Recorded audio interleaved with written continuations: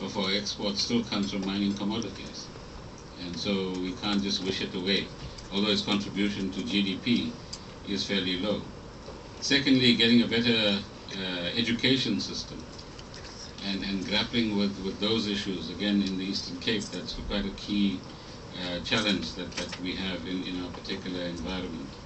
I referred to the product market concentration that we talked about earlier on.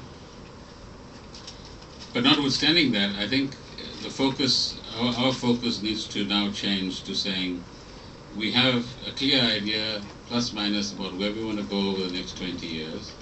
Secondly, we need to get a better grasp of what works amongst our institutions and what doesn't work. And thirdly, what does it take to implement things as opposed to talk about things?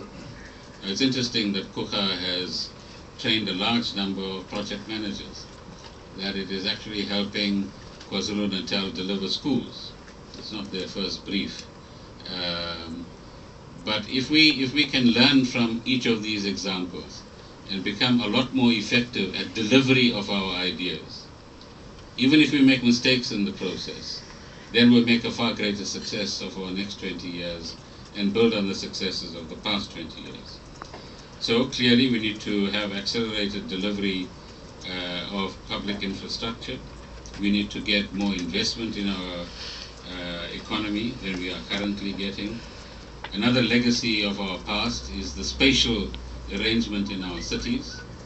Right? Our townships are still 20 to 30 to 40 kilometers away from CBDs. Nothing substantial has happened in most parts of the country to change that configuration. There are ideas about corridor developments, there are ideas about the hub and spoke phenomenon that is coming from different places. Some of it is being effective or effected, but much of it still remains to be done. Public transport is another challenge.